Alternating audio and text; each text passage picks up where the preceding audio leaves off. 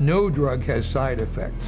They're all effects. Side effect is just a way that doctors explain away the effects that they don't like or you won't like, but they're effects. These are the effects of these drugs.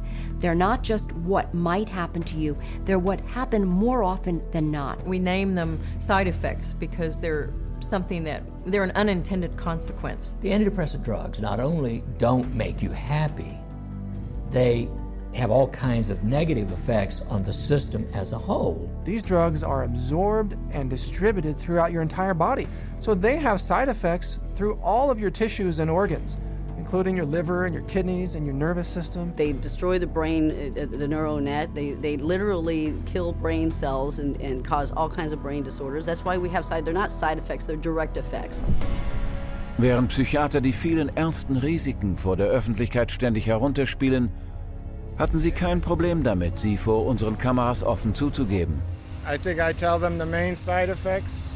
I don't tell them every side effect because there's so many possible side effects. I would say the majority of patients experience some side effects. People get side effects to every medication you try. They all have side effects. All kinds of side effects, lots of side effects. Physical feelings of sickness. Headaches, insomnia. So then they have a little trouble going to sleep. Drowsiness. Sedation is very frequent. Restlessness, appetite stimulation, neurologic side effects, tremor or muscle spasms, stiffness, weight gain, obesity, weight gain and stuff like that, decreased performance of sexual functioning, sexual side effects can happen, sexual dysfunction, etc. I've never had anybody die or anything, but I've had people faint and stuff, and it's really sort of unpredictable. You name it and it can be a side effect.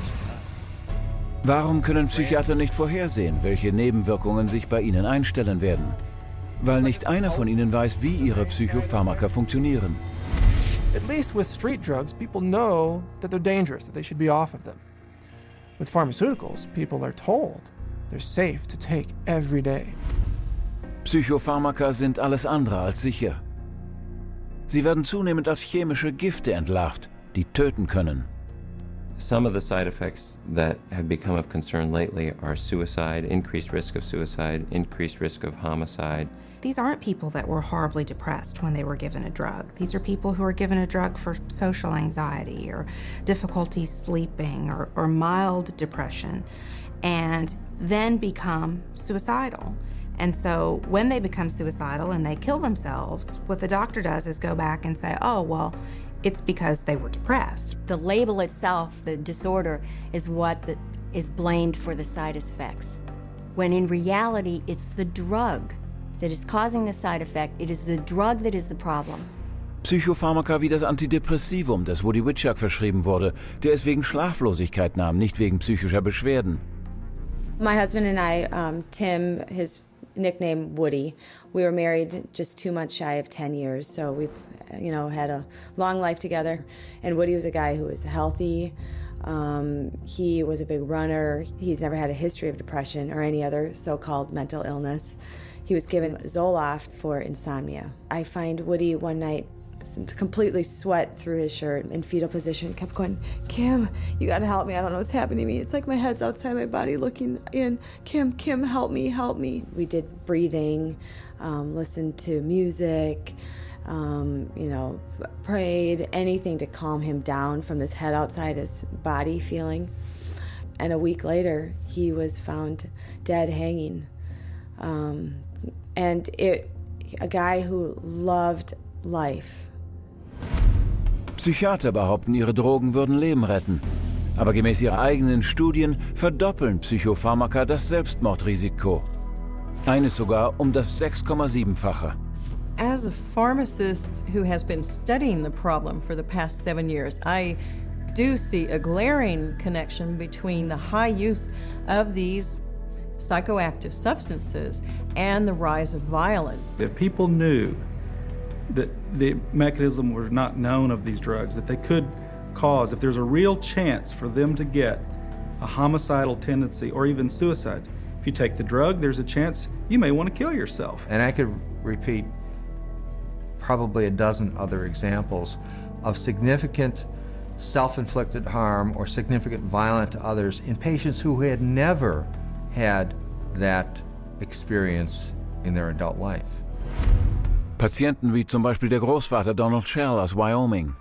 Donald Shell was a man in his 60s, a gentleman, a family man, a funny man. He had had periodic episodes of depression, but never any real serious mental health issues, and became depressed, had a down period, went to a general practitioner, and was given Paxil. 2 days later, he shot his wife, his daughter, his 9-month-old granddaughter, and then himself. The first question the jury was asked, very telling question, can Paxil cause some people to commit homicide and or suicide? To which they answered yes. Donald Shell war nur wenige Tage auf Paxil und wurde unter dem Einfluss dieser Psychodroge zum Mörder. Es ist erwiesen, dass ein langfristiger Konsum von Psychopharmaka lebenslangen Schaden hervorruft.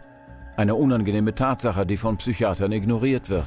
In the long run, the side effects may actually be worse than the original condition. I don't think the average patient has any idea that the long-term use of this drug is now associated with very serious diseases, with diabetes, with kidney failure, with tardive dyskinesia, a movement disorder that's very serious and permanent and irreversible. You can be affected by these drugs in any part of your body, your brain, your heart, your kidneys. That's why people die early very often, because they are prescribed things, and the long-term effects are, in some cases, the death of the individual. Noch mehr Schaden wird durch die sogenannte Kraut- und Rübenverordnung angerichtet, bei der Psychiater abkassieren, indem sie mehrere Psychopharmaka verschreiben, die ihre Nebenwirkungen gegenseitig aufheben sollen. If you have drugs that create side effects, that gives you a ready market for more drugs to cure the side effects.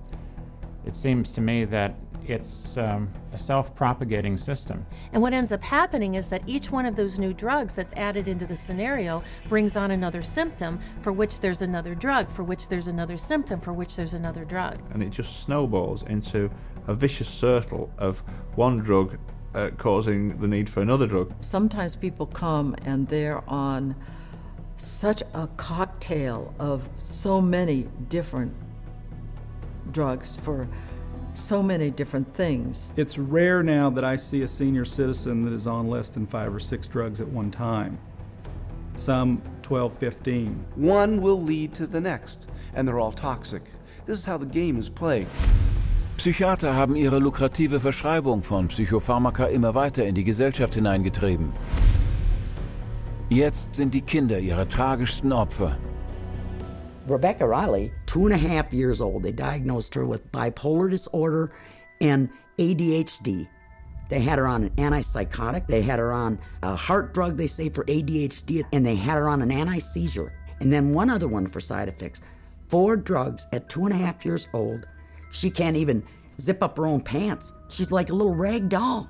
The school nurse, 2 teachers, the principal, the social worker, all said they never seen any behavior in this little 4-year-old girl that would warrant these kind of medications. And all specifically called this doctor and said, please take her off these. She died at a little over 4 years old. This little girl that didn't have a chance. And the psychiatrist just let her. Anstatt vor Gericht gestellt und zu einer Gefängnisstrafe verurteilt zu werden, hat die Psychiaterin von Rebecca Riley, Dr. Kayoko Kifuchi, noch nicht einmal ihre Zulassung verloren. Wie ist es möglich, dass Psychiater damit durchkommen? Die Antwort auf diese Frage findet man im rechtlichen Begriff der ärztlichen Sorgfaltspflicht. The standard of care is based on what do other doctors do? What would a reasonable physician do in this situation? And the reality is that what most physicians do is prescribe medications. As long as they've done their paperwork properly and documented that this child had the symptoms that led them to this conclusion, they appear to be completely protected from any kind of a lawsuit as a result. The standard of care is what allows doctors to seriously injure or even kill a patient with total impunity. So the standard of care now has been implemented to where you can get away with, if you're a medical doctor, psychiatrist, you can get away with murder. Die Zahl der Todesopfer steigt weiter. Durch Psychopharmaka sterben derzeit etwa 42.000 Menschen pro Jahr. The cost to society is very real and very devastating. But the medicine they're practicing isn't real. It's a hoax. Profit always comes before patient safety, and they take a very short-sighted view. It's all about how can we make money today, not what price are we going to pay tomorrow. The trail of destruction that a psychiatrist leaves in his path is of no concern to that guy. It's all about money. Es geht viel Geld. Die Psychiatrie macht heute einen Umsatz von 300 Milliarden Dollar, obwohl sie keine Geisteskrankheiten heilen kann. Während Psychiater immer neue Durchbrüche versprechen, eskaliert die Zahl ihrer Opfer, Geschädigten und Toten. Die Öffentlichkeit ist ohne Schutz. Daher müssen sie für sich selbst sorgen.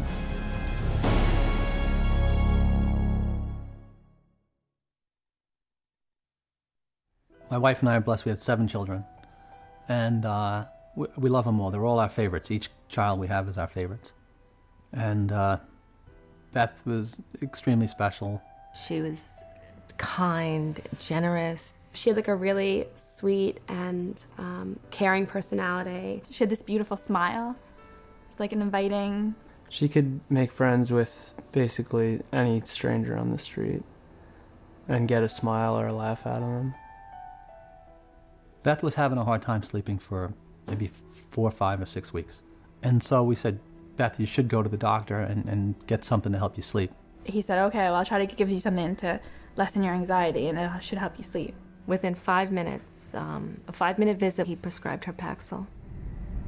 When I first saw Beth right after she went on the Paxil, she was different. Like, I felt like she was drugged.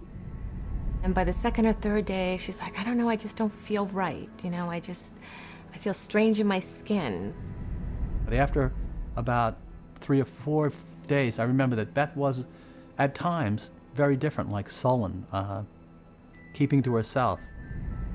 My mom and her were having dinner, and she said she didn't have any real emotion. Like, she kind of felt emotionally numb. She was like a different person. Like, she just seemed like she was under the influence of something. She didn't seem like herself. She seemed like she was tripping out. I talked to her on the phone, and she told me she didn't want to be there. And I was like, why don't you want to be there? She's like, I just don't feel like myself. I just feel like crazy. I just don't feel right. I truly believe that she was hallucinating maybe and going in and out of this psychotic state at this point. It seemed like she was melting down, like emotionally. She was becoming worse every day. I said, are you suicidal? I actually asked her.